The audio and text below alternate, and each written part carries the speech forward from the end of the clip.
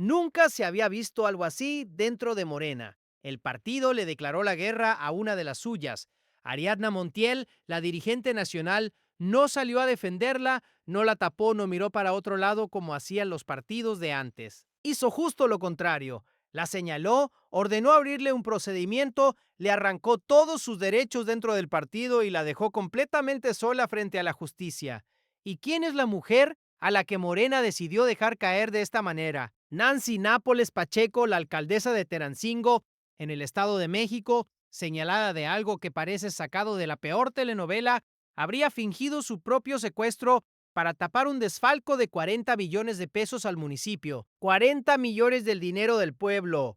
Habría montado su propio plagio y dejado que todo Tenancingo la llorara creyéndola secuestrada, mientras el dinero del agua, del alumbrado y de las calles ya no aparecía por ningún lado. Y en cuanto su propio partido le soltó la mano, quedó al descubierto algo todavía peor: el nombre de la persona que la habría entregado desde adentro y lo que pidió a cambio de hablar. Llevo días cruzando el comunicado oficial de Morena, las propias palabras de la alcaldesa y la cobertura de más de 7 medios, y esa pieza es la que le da vuelta a todo.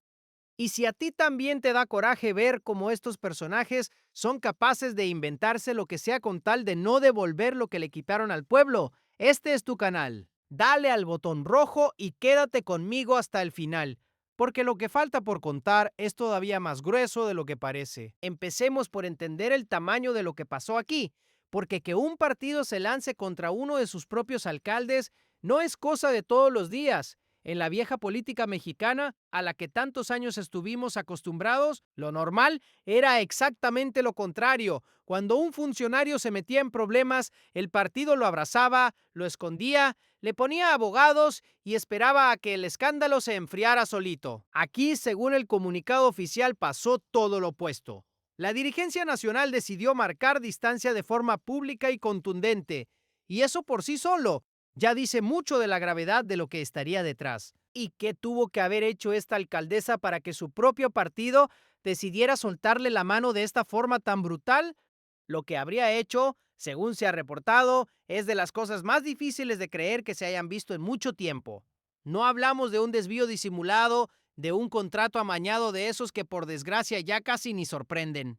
Hablamos de algo mucho más teatral y mucho más cínico: fingir un secuestro, montar la escena de su propio plagio, hacer correr la voz de que se la habían llevado, dejar que su comunidad entera entrara en pánico, todo presuntamente para desviar la atención de un hueco de 40 millones de pesos en las cuentas del municipio. Cuando un partido se entera de algo así de uno de los suyos, entiende de inmediato que defenderlo sería suicidio político. Y por eso conviene detenernos en lo que vivió la gente de Tenancingo ese día, porque ellos fueron las primeras víctimas del montaje. Imagínate que en tu pueblo, de buenas a primeras, corre la noticia de que secuestraron a la alcaldesa. El miedo se contagia de casa en casa, los vecinos se juntan asustados, las familias rezan, todos piensan que si se atrevieron con la autoridad máxima del lugar, entonces nadie está a salvo. Esa angustia fue real, ese miedo fue genuino, y todo eso, según se ha reportado, habría sido provocado a propósito, usado como herramienta, sin perder de vista que mientras la gente lloraba creyendo la víctima, su propio partido terminaría siendo quien la exhibiera. ¿Y cómo es posible que una comunidad entera se haya tragado semejante mentira sin dudar ni un segundo? Se la tragó por la razón más humana que existe, porque a nadie se le ocurre que su propia autoridad sea capaz de inventar algo tan grave. Cuando alguien con un cargo público dice que lo secuestraron, lo primero que hace la gente es creerle y preocuparse, no ponerse a investigar. Los secuestros existen, la inseguridad es real y por eso una noticia así no suena descabellada de entrada. Según trascendió, la versión se contó con suficientes detalles como para que en el momento nadie la pusiera en duda. El problema es que una mentira de ese calibre es facilísima de soltar, pero dificilísima de sostener cuando la gente que sabe investigar empieza a hacer preguntas en serio. Y eso fue justo lo que pasó, porque mientras el pueblo rezaba de buena fe, según se ha reportado, la Fiscalía Mexiquense empezó a notar que las piezas no encajaban, tiempos que no cuadraban, una historia que sonaba más a guión improvisado que a un plagio real. Detalles que en lugar de apuntar hacia unos supuestos secuestradores, apuntaban hacia la propia versión oficial, y ese es el primer gran quiebre de esta historia, porque cuando una investigación empieza a mirar con lupa al que dice ser la víctima, es señal de que algo huele muy mal. Todo esto sin olvidar el verdadero motivo de fondo, el que casi nadie mencionaba al principio, los 40 millones que faltaban en las arcas, y que fue, en concreto, lo que terminó por delatar que ese secuestro era pura actuación. Lo que terminó por delatarlo, según se ha reportado, fue la suma de demasiadas incoherencias juntas. Un secuestro de verdad deja rastros concretos, deja huellas, deja personas alrededor que percibieron algo. Aquí, en cambio, lo que iba apareciendo no encajaba con la mecánica de un plagio auténtico. Mientras más jalaban del hilo los investigadores, más se aflojaba el nudo hasta que el relato completo empezó a venirse abajo. Y conforme se caía la versión del secuestro, quedaba al descubierto lo que presuntamente estaba debajo, no una víctima en peligro, sino un problema de dinero faltante que alguien quería tapar a como diera lugar. Y aquí es donde a uno se le revuelve el estómago de verdad, porque si las cosas ocurrieron como se ha reportado, hablamos de usar el miedo de un pueblo entero como cortina de humo, usar la angustia de una comunidad, las oraciones de la gente, el susto de las familias, todo convertido en distracción mientras el verdadero asunto quedaba enterrado. Eso da una mezcla de coraje y vergüenza ajena, porque jugar con el miedo de la gente para tapar un robo es de lo más bajo que puede hacer quien ocupa un cargo público. Y mientras tanto, esos 40 millones del dinero del pueblo seguían sin aparecer por ningún lado. ¿Y de dónde habría salido exactamente ese dineral que de un día para otro ya no estaba? Ese dinero no salió de ninguna bolsa secreta ni de ningún fondo escondido. Habría salido directamente del presupuesto del municipio, según se ha reportado. Es decir, del recurso que debía convertirse en servicios, en obra, en lo que la gente de Tenancingo usa todos los días. No estamos hablando de cifras de adorno, sino del dinero con el que se sostiene la vida diaria de una comunidad entera. El mantenimiento, los servicios básicos, todo lo que hace que un municipio funcione. Y por eso el partido reaccionó como reaccionó, porque defender a alguien señalado de vaciar las arcas de su propio pueblo era impensable. Y aquí es donde de verdad arde, porque 40 millones en un lugar como Tenancingo significan muchísimo. Significan baches que siguen ahí, lámparas fundidas que nadie cambia, trámites que no avanzan, recursos que pudieron mejorarle la vida a miles de familias y que presuntamente terminaron en otra parte. Mientras la gente pagaba puntual sus contribuciones, confiando en que servían para algo, ese dinero habría tomado un camino muy distinto. Esa es la traición que más duele, la del que te pide el voto, te ve a los ojos y por detrás haría todo lo posible por quedarse con lo que es de todos. ¿Y qué dice ella, la propia alcaldesa, ahora que hasta su partido le dio la espalda? Porque hay que ser justos y contar también su versión, que existe y que ella defiende con firmeza. Nancy Nápoles Pacheco niega los hechos por completo. Según ha declarado, todo esto sería una narrativa armada en su contra, una maniobra facciosa de la Fiscalía mexiquense, y sostiene que ni fingió ningún secuestro ni se robó un solo peso. Y hay que decirlo claro, hasta este momento no existe una sentencia, no hay un fallo definitivo. Y mientras eso no llegue, lo que tenemos son señalamientos, presunciones y una investigación en curso. Ella se asume como víctima de una jugada política y esa postura es parte de la historia tanto como las acusaciones que pesan sobre ella. Lo que sí es un hecho, según se ha reportado, es que el reloj judicial ya echó a andar y no se detiene por más declaraciones que haya en los medios. Habría una fecha marcada en el calendario, una audiencia de imputación, el momento en que tendrá que pararse frente a un juez a responder formalmente por todo lo que se le señala. Ese día lo cambia todo, porque deja de ser un escándalo de titulares para volverse un proceso de verdad, con consecuencias reales. Y todo esto sin perder de vista lo que prometí desde el arranque, que su propio partido la dejó caer y que alguien desde adentro la habría entregado y este enredo se reduce solo a ella. ¿O hay más gente metida de la que parece? Todo apunta a que no se reduce a una sola persona, y ese es uno de los puntos que más conviene seguir de cerca, Según se ha reportado, ya existirían órdenes de aprehensión contra al menos 2 presuntos involucrados, lo que significa que las autoridades no están viendo esto como el acto solitario de alguien que tuvo una mala idea una tarde, sino como un presunto entramado con varias manos metidas. Y eso cambia por completo la dimensión del caso, porque si esas personas terminan ante la justicia y deciden hablar, el asunto podría crecer y destapar conexiones que hoy ni siquiera están sobre la mesa. Por eso este caso tiene a tanta gente pendiente, porque rara vez un montaje de este tamaño se sostiene con una sola persona moviendo todos los hilos. Detrás casi siempre hay quien ayuda, quien tapa, quien calla a cambio de algo. Y cuando la justicia empieza a apretar a los de alrededor, es justo cuando empiezan a salir las verdades que nadie quería contar. Porque la versión del secuestro no se cayó sola. Hubo alguien que decidió hablar, sentarse frente a las autoridades y contar lo que supuestamente sabía desde adentro del caso. ¿Y quién fue esa persona que se atrevió a entregar a la alcaldesa y por qué lo habría hecho?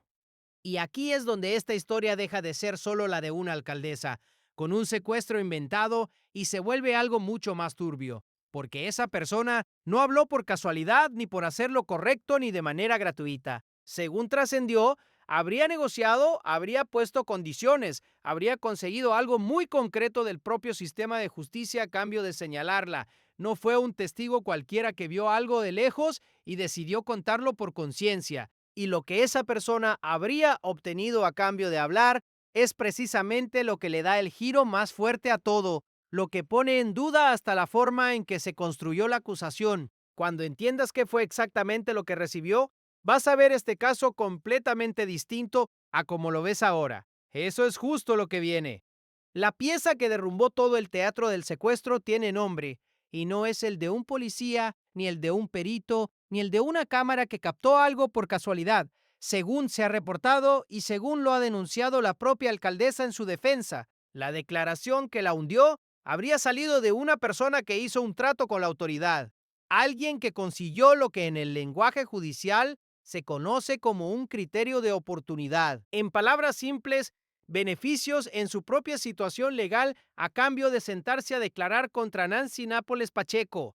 Ahí está el verdadero corazón de esta historia. La acusación que tiene contra las cuerdas a la alcaldesa no se habría sostenido sobre una prueba irrefutable caída del cielo, sino sobre el testimonio de alguien que recibió algo muy concreto del sistema para abrir la boca. ¿Y qué clase de beneficio habría obtenido esa persona para decidirse a hablar?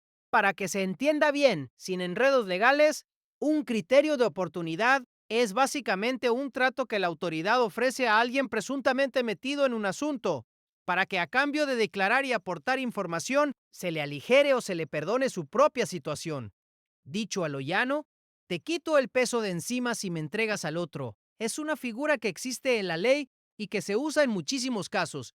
Eso no está en discusión. Lo que enciende las alarmas aquí es de dónde vendría la declaración que sostiene buena parte de la acusación, porque no es lo mismo un testigo limpio, que no gana nada con hablar, que alguien que estaría negociando su propio futuro a cambio de señalar a otra persona. Y aquí viene la capa que pocos están contando completa, porque le da un giro incómodo a todo.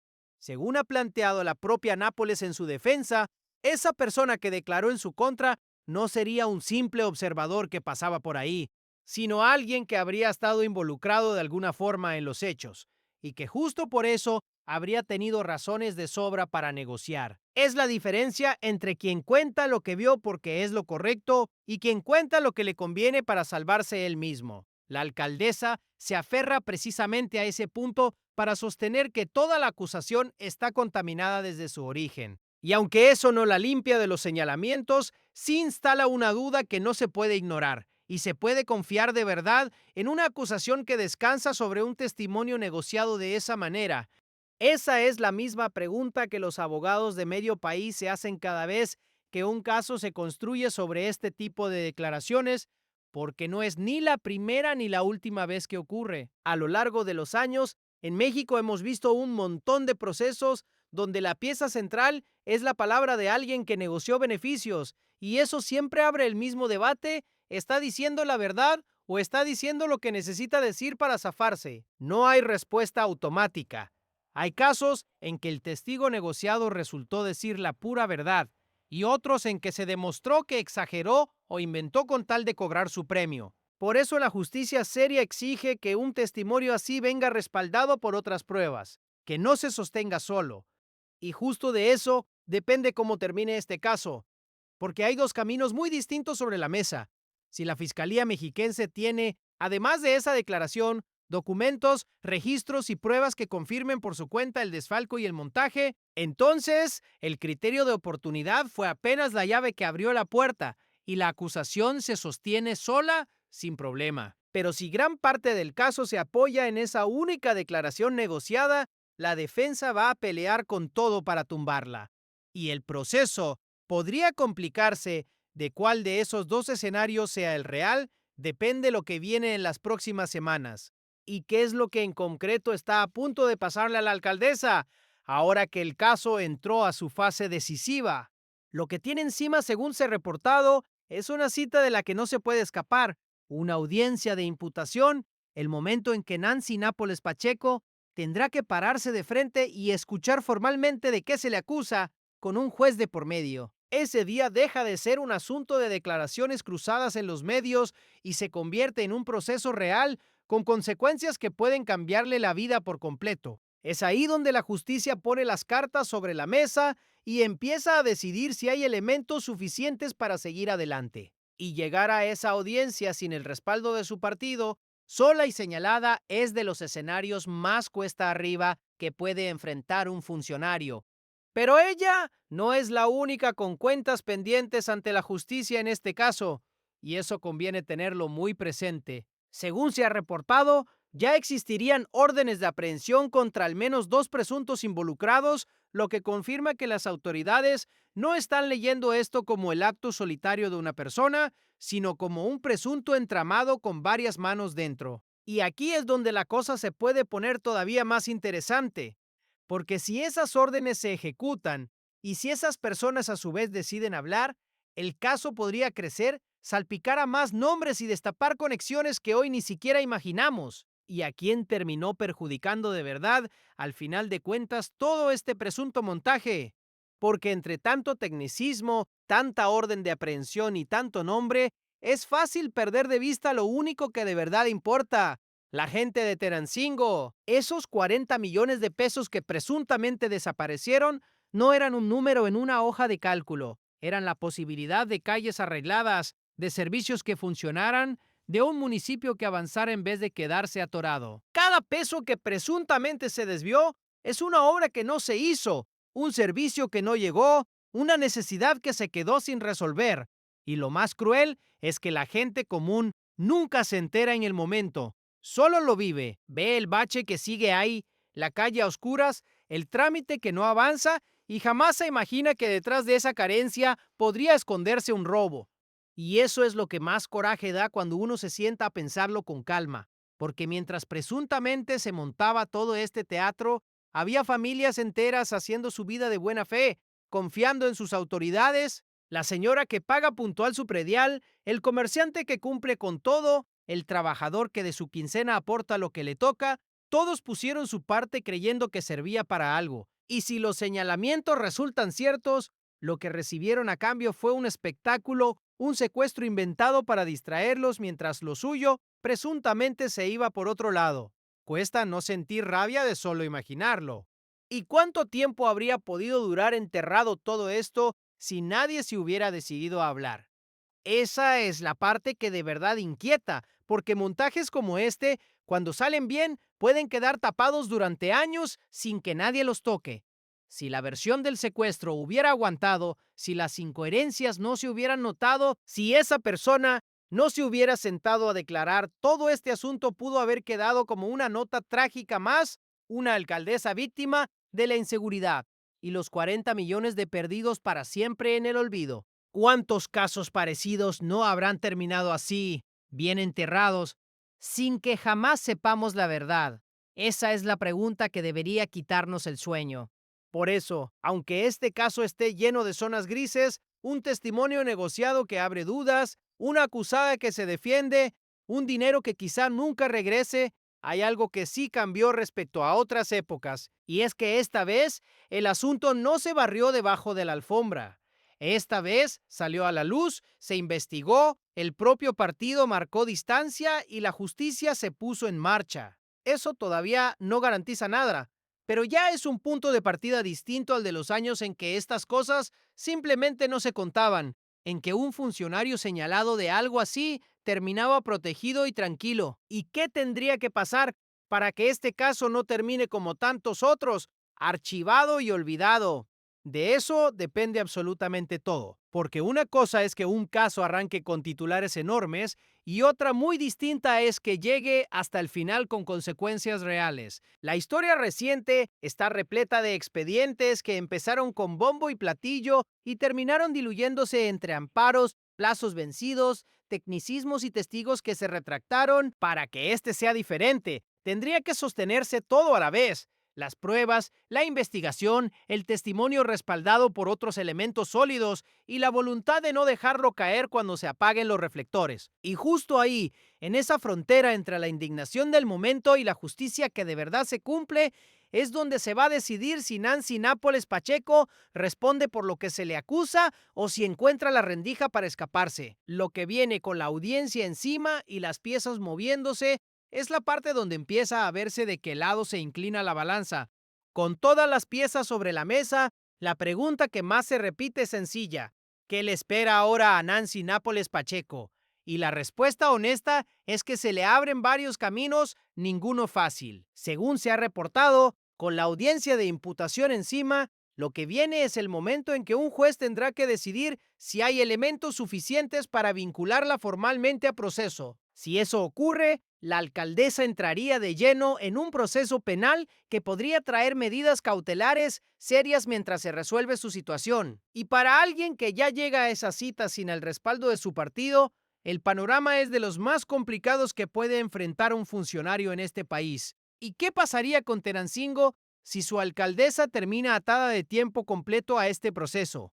Porque un municipio no se detiene aunque su autoridad máxima esté en el ojo del huracán. Y esa es una de las consecuencias más inmediatas de todo esto. Si la situación legal de la alcaldesa se complica al grado de impedirle ejercer el cargo, Tenancingo tendría que resolver quién toma las riendas mientras tanto, conforme a lo que marcan las reglas para estos casos. Y no es un detalle menor, porque estamos hablando de la gente que necesita que los servicios sigan funcionando, que los trámites no se paralicen, que el municipio no quede a la deriva por culpa de un escándalo en la cúpula. La vida de Tenancingo tiene que continuar, con o sin ella al frente. Pero ahí queda otra herida abierta, una que a la gente le importa más que ninguna otra. ¿Qué pasa con los 40 millones? Recuperar dinero público que ya se desvió es casi siempre lo más difícil de todo el proceso y en muchísimos casos ese recurso simplemente nunca regresa. Según se ha reportado, las autoridades de fiscalización estatales también estarían siguiendo el rastro del dinero, lo que abre la posibilidad de que el caso no se quede solo en lo penal, sino que alcance también el terreno de la responsabilidad por el manejo de los recursos públicos. Y eso es justo lo que más le interesa a la gente. No solo que alguien pague, sino que de ser posible, lo robado vuelva a donde pertenece. ¿Y qué significa este caso para Morena, el partido que terminó exhibiendo a una de las suyas? Aquí es donde el caso se vuelve especialmente interesante en lo político, porque la decisión de la dirigencia manda dos mensajes al mismo tiempo. Hacia afuera, dice que el partido no está dispuesto a cargar con el costo de defender lo indefendible. Hacia adentro, funciona como advertencia para cualquier otro funcionario que ande pensando que la camiseta lo protege de todo. Aquí no hay impunidad por color. Según se ha reportado, la dirigencia actuó rápido antes de que la presión la rebasara, y eso, en términos políticos, es una jugada para blindar al movimiento frente a quienes querrían usar este caso para ensuciarlo entero. Y conviene decirlo con claridad, porque es el punto que más se va a discutir. Que aparezca un caso de corrupción dentro de un partido no significa por sí solo que el partido entero esté podrido. La diferencia de verdad está en lo que se hace cuando el caso estalla. Taparlo, defenderlo, mirar para otro lado, eso sí mancha. Exhibirlo, abrir el procedimiento, soltarle la mano al señalado, Eso es otra cosa muy distinta. Según el comunicado oficial, eso fue lo que pasó aquí, y esa es la lectura que sostiene la idea de que el movimiento está dispuesto a limpiar su propia casa cuando hace falta, sin esperar a que se lo exijan desde afuera. ¿Y por qué este caso, con todo y sus dudas, marca una diferencia frente a lo que vivíamos antes? Porque hay que tener memoria, y la memoria de este país está llena de casos que jamás llegaron a ningún lado. Durante años, décadas enteras, vimos funcionarios señalados de robos millonarios que terminaban cómodos en el extranjero, con sus cuentas intactas, sin pisar la cárcel un solo día, protegidos por el partido que los puso y por un sistema diseñado para no tocarlos. Esa era la normalidad, y nos acostumbraron tanto a ella que llegamos a creer que así tenía que ser siempre. Por eso, cuando hoy vemos que un caso así se investiga, se hace público y hasta el propio partido marca distancia, aunque falte muchísimo por resolver, ya estamos parados en un terreno distinto al de aquellos años de impunidad disfrazada de costumbre. Eso no quiere decir que todo esté resuelto ni que haya que cantar victoria, porque sería ingenuo. Y aquí no venimos a engañarte. La verdad es que el caso todavía está lleno de hilos sueltos. Una acusada que niega todo y se defiende, un testimonio negociado que abre dudas legítimas, un dinero que tal vez nunca se recupere y un proceso que apenas empieza y que podría torcerse en el camino como tantos otros. Lo único que tenemos por ahora es un punto de partida, no un final. Pero ese punto de partida, comparado con el silencio absoluto de otras épocas, ya vale algo. ¿Y qué tendría que ocurrir para que este caso no se diluya como tantos que arrancaron fuerte y terminaron en nada? Lo que tendría que pasar es lo más difícil de todo, que la indignación del momento se convierta en seguimiento constante, que la justicia no afloje cuando se apaguen los reflectores, que las pruebas aguanten, que el testimonio negociado se respalde con otros elementos sólidos y que nadie, absolutamente nadie, mueva un dedo por debajo de la mesa para frenar el proceso, porque la experiencia nos ha enseñado que los casos no se mueren de golpe, se mueren de a poquito en la sala de espera de los tribunales, entre amparos y plazos vencidos, cuando la gente ya dejó de prestar atención. Y la mejor garantía para que eso no ocurra es precisamente que la gente siga mirando. Y ahí entras tú, ahí entramos todos los que decidimos no voltear la cara, porque mientras más ojos haya sobre un caso así, más difícil se vuelve enterrarlo en silencio. Cada vez que alguien comparte la información, que la comenta en su mesa, que pregunta qué pasó en la audiencia, por eso vale la pena seguir de cerca lo que ocurra en los próximos días, porque esa audiencia que viene puede confirmar la acusación, puede tumbar parte de ella o puede destapar nombres que hoy ni siquiera imaginamos. ¿Y quién más, dentro de todo este entramado, podría terminar hablando ahora que hay órdenes de aprehensión sobre la mesa?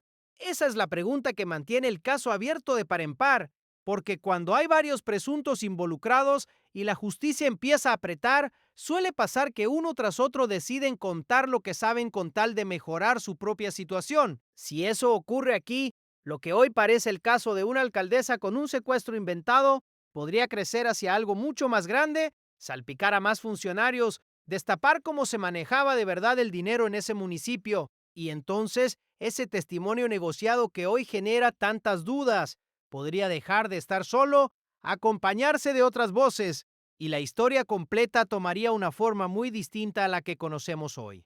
Lo cierto es que, pase lo que pase, este caso ya dejó algo clarísimo para quien lo quiera ver, que el viejo truco de inventar una tragedia para tapar un robo cada vez tiene menos espacio para funcionar, que ni la propia camiseta del partido alcanza para proteger a quien presuntamente le falla al pueblo, y que la gente está más atenta que nunca a lo que hacen sus autoridades con el dinero de todos. Falta mucho por verse, falta que la justicia haga su parte hasta el final. Falta saber si los 40 millones de aparecen y si la audiencia confirma lo que se ha señalado. Pero el primer paso, el más difícil de todos, el de sacar todo a la luz en lugar de esconderlo, ese ya se dio y queda una duda flotando en el aire que nadie ha podido responder todavía. ¿Cuántos casos como este siguen ahí afuera, bien tapados, esperando a que alguien se atreva a hablar? Porque si una alcaldesa fue capaz de llegar al extremo de fingir su propio secuestro para esconder un desfalco, Lo más sensato es preguntarse cuántos otros, en otros municipios, en otros cargos, habrán recurrido a montajes que sí les funcionaron y de los que nunca nos vamos a enterar. Esa es la parte que de verdad inquieta, la que no cabe en un solo video, la que sigue saliendo a la luz caso por caso, nombre por nombre. Nosotros no archivamos estas historias, las seguimos hasta donde lleguen. Y el siguiente video ya está aquí esperándote para seguir jalando el hilo juntos. Dale play y continúa con nosotros.